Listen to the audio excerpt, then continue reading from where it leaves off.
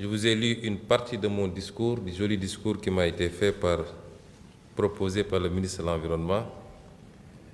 Je vous épargnerai d'en lire le reste, mais je sortirai des conventions après avoir exposé l'importance de ce qui nous réunit ici, c'est-à-dire l'agence que nous partageons, qui relève d'une question de survie, parce qu'il est établi que notre continent est celui qui pollue le moins, mais qui supporte le plus les effets du changement climatique, aussi bien au niveau de nos côtes qu'à l'intérieur des terres, l'avancée de la mer, la désertification et les inondations. Cette agence constitue une réponse, une parmi les réponses, mais une des plus importantes des réponses qu'on peut apporter à ces problématiques qui nous interpellent. Elle a été créée depuis 2007.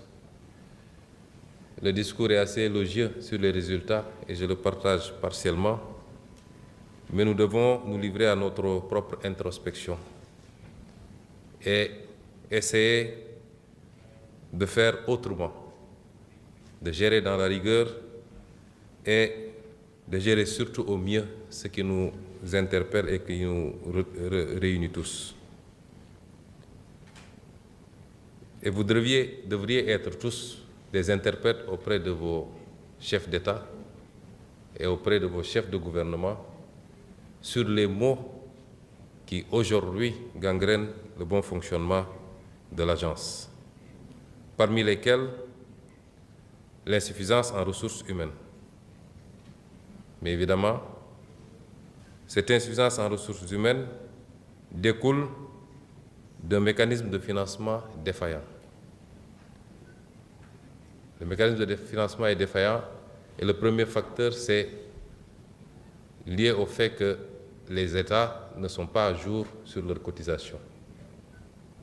D'après mes informations, seule la République islamique de Mauritanie est aujourd'hui à jour sur ses cotisations. Et nous les en félicitons. Mon pays, le Sénégal, est en retard d'une cotisation, je crois, et je peux m'engager ici au nom du gouvernement que cette arriéré sera honorée dans les plus brefs délais.